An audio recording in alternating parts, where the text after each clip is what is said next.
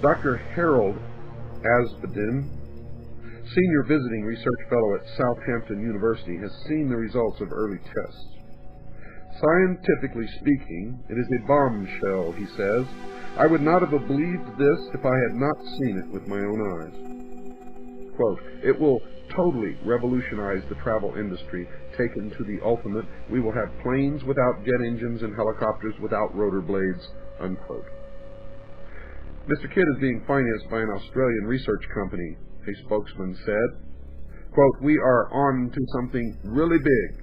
The next stage is to power up Sandy's device in California with the prospect of building a full-scale vehicle at the end of the day, unquote. Money is no object, and we are determined that his work will get out. Well, folks, if that ever happens, I want to see the day. Because if that happens, it will rip apart the veil of secrecy that they've had around this technology for the last 45 to 50 years.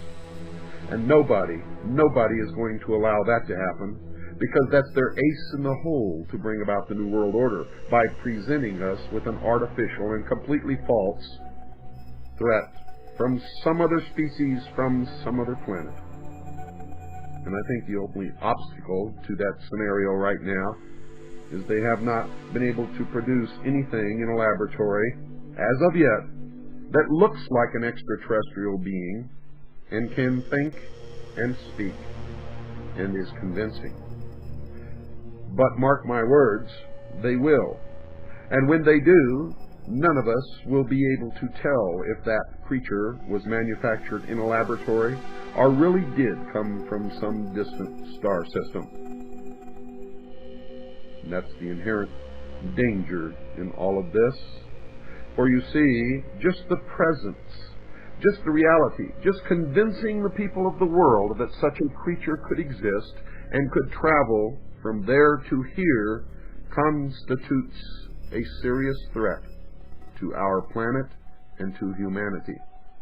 For if they are more technologically developed than we, and of course if they got here and found us first, they would be more technologically developed than we. It would mean that our governments would ask for great sacrifices of all of us, giving up our freedoms, giving up foods and supplies, in order to manufacture a tremendous space program, wasteful, gigantic in scope, to protect us from this external threat from outer space. And of course, since none of us would have any means at our disposal to verify the reality or the fantasy of this threat, we would have no choice but to comply.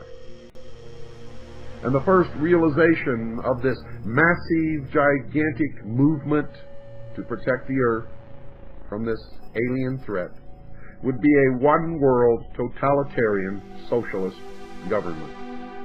Mark my words, this is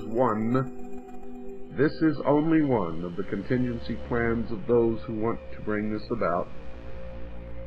And they have at their disposal the technology that has already been used for many, many years to implant in the subconscious mind of the men and women, the people of the world, that the threat is real, even though there is no proof anywhere existing upon the face of this earth or anywhere else that extraterrestrial beings exist, much less are visiting this earth.